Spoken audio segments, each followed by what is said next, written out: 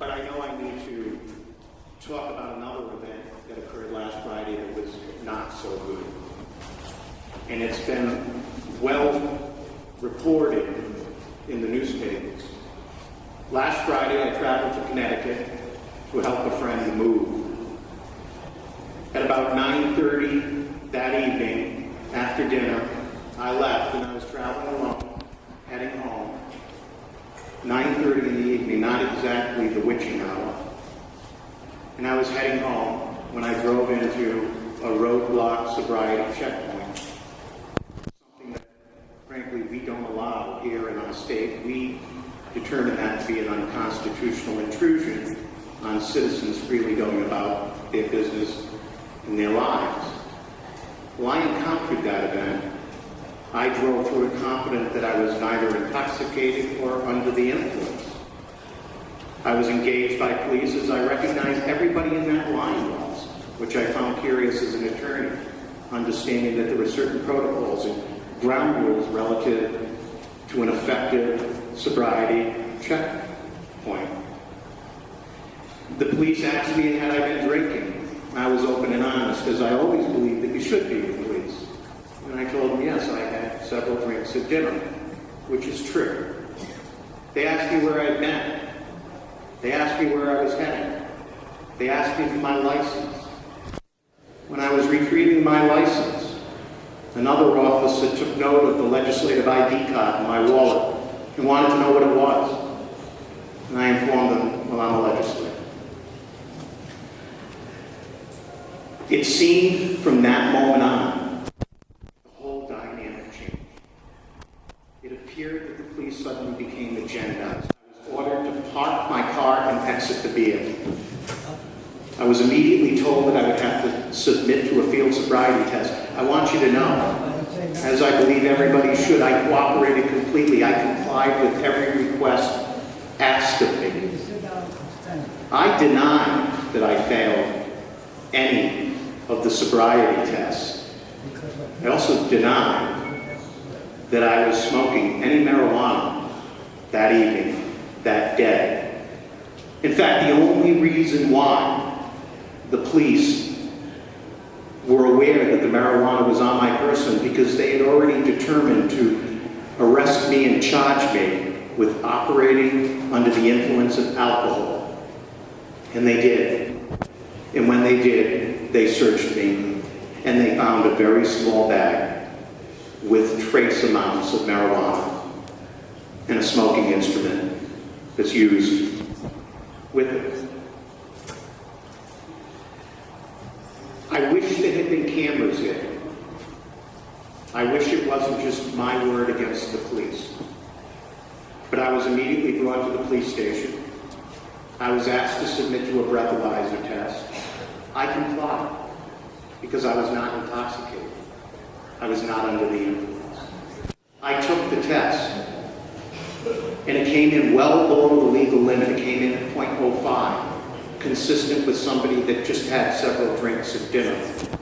Well below the legal limit to operate a vehicle.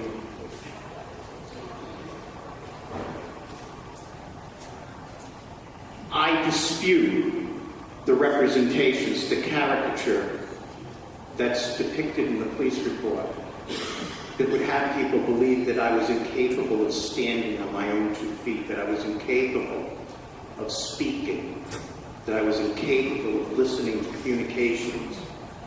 I dispute that, and I will challenge that. I understand that the police have a job to do. And I understand that when done right, it's to everybody's benefit. But I also understand that the police also want to win cases.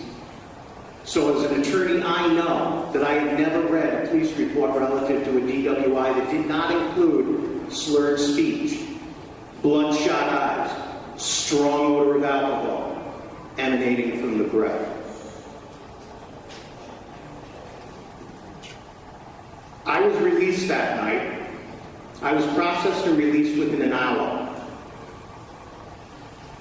The depiction depiction of that individual that was incapable of standing, incapable of speaking, is belied by the fact that I tested .05 on the breathalyzer. It's further belied by the fact that I was processed and released in an hour to leave on my own volition into that good night. Police do not release intoxicated individuals. They detain them for their own personal safety and the safety of the public at large. Police do not release people under the influence of whatever it may be alleged. Again, for the same reason, for liability purposes. But that evening, within an hour of being processed, I was told that I had to leave the station. They didn't care where I went. They just told me I had to get out of it. And so I left. I understand that as a public official, I'm going to have to deal with this issue in the court of public opinion. I understand that my private life, and I think everyone in this room, regardless of being an elected official or a citizen, I think we'd all like to enjoy a little bit of privacy in our private life. But I will address these issues. I'll address them in court, and I look forward to my day in court. I do feel compelled to discuss the marijuana that was in my possession that evening. Most people that know me, my family, my friends, my colleagues, and a lot of people that read the media, because it was widely reported last fall that I had a very serious illness and that I was hospitalized in November. And I was hospitalized for a pancreatic attack. And anybody that understands what a pancreatic attack is can appreciate the debilitating pain that it can be. Consider it a gunshot. I know that I can't estimate what it's like to give birth to a child. And I've never been shot in the chest. But I'll tell you, I think I can guess what it feels like. Good. Because it feels like a pancreatic attack. I spent 6 days in the hospital.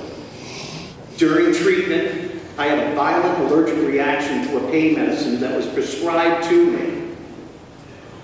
And I ended up in a coma for 5 days. During that period, my family didn't know whether I would survive. Fortunately, I did, but not without some residual occurrences going forward, not without some recurrent problems. I still have issues. I know that when people have been asking me over the last several weeks, how you doing, how you feeling? I say, fine, I'm great, I'm perfect. Why wouldn't I? It's none of your business, frankly. My personal health is my business. So, when I started dealing with the after effects of what I was hospitalized with, I've had recurrences. I've had relapses. For lack of a better description, as few as they are, or on the rare occasions that they are, I've had flare-ups. And they last anywhere from 24 to 72 hours. And again, it can be wonderfully debilitating. I'm well aware that medical marijuana is a recognized medical viable treatment for this sort of pain condition. I'm also well aware that I'm a private person who has a public persona. And it's a challenge, and frankly I'm conflicted by the idea that I'd like to conduct myself as a private person and do that which I think is to my benefit. But I also know that I have a role that some people may consider us role models. And I recognize that I'm not certain I want to be a participant in the medical marijuana program. Now, I know that the Department of Health prides itself on the confidentiality of that program. But let's face it, I'm a public official, as we all are. We're a small state. And I'm not certain that my privacy wouldn't be compromised were I to do this medical marijuana treatment in the proper form and fashion. So I've been consulting with my doctors, Mr. Speaker. I've been consulting with friends and family, but most importantly, with the medical doctors that I've been working with, because I'm trying to ultimately solve this issue. Meanwhile, I confess, I did treat with marijuana on one of those rare occasions where I had that debilitating pain that literally had me flat on my back and wondering at what point do I decide an ambulance comes and takes me away. And I got to confess, it worked. It provided relief, and it alleviated the pain.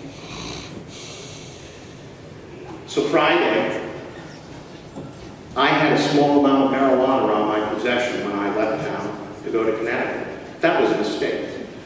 I recognize that. Also didn't expect at any point in time during the day, in my return back to Rhode Island, that I would be stopped and inventoried by the police. And the reason why I did so is because the day before, I had suffered one of those flare-ups that had me flat on my back. And again, not knowing, not certain that it's going to be a 24-hour or a multiple day issue, I did bring it with me. Enough that if I ever were to have a condition that necessitated it, I could deal with it. I didn't smoke marijuana that day because I didn't suffer a relapse. I didn't suffer a flare-up. I didn't suffer pain. And contrary to what people may believe, this is not a lifestyle practice of mine. This is something that I engaged in because I believed that it was a responsible self-therapy.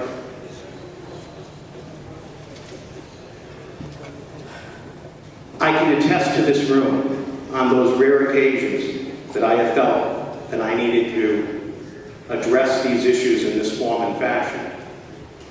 I made certain that I separated those issues that are personal with any aspect of my public or professional life. In other words, some may joke that I've been in this room in a condition other than my normal, brilliant self. It's simply untrue. I pride myself on what I do in this room. I pride myself on the voice that I bring to this floor. And I respect this chamber for all that it is. I'm a big boy. I've got personal issues. I've got legal issues. I've got political issues. My personal issues, as much as I regret it, as private a person as I like to be, my personal issues, my personal life is now open for public debate. And that's fair. That's okay. I welcome that. At this point, I've got nothing to hide. I want to thank my colleagues, my Republicans. There are only 10 of us. I want to thank my Republican colleagues for the support that they've given me during this very difficult time. They recognize that politically I need to deal with this. Legally, that's my business. But politically, that's all of our business. I'm very sorry I brought ridicule to this chamber, a chamber I love. I've been in this building 19 years on this side, 2 years on the other. Believe me, I know what good people serve in this room. I know what an honor it is to be in this room, Mr. Speaker. To those people that are raising children, that wonder how do you tell a child not to deal with marijuana when they're looking at the front page and they see a leader such as myself on the front page with the issues that I'm dealing with, I express my profound regret that I created that situation. Again, it's the reason why I never wanted this to be a public issue to begin with. Because I don't think any of us would want to be the poster child for medical marijuana. So, Mr. Speaker, I hope, and with the support of my caucus, I hope and expect that I can regain the trust and the support of the people I represent. I hope and expect that I can regain the trust and the support of the people of this room.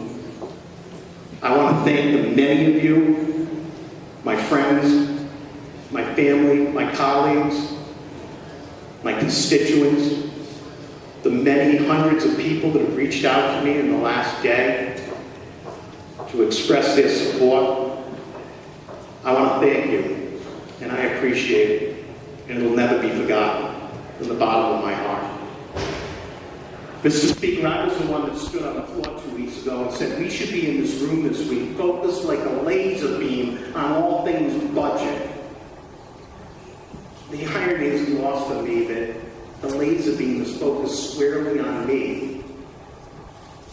And for that, again, I regret the fact that my personal issues have yet again added one other layer of distraction to this room, to this chamber, to our mission, because those people that share with me the idea that we should be talking budget, not this nonsense, I apologize to them for creating this distraction. And, Mr. Speaker, people have suggested a lot of advice. I thank them for that, and I will take it under advisement. But I primarily appreciate and thank all those people who have been supportive during this period of time. As Richard Nixon once said, only if you've been in the deepest valley can you see the magnificence of the highest mountains. Thank you for your thoughts and consideration.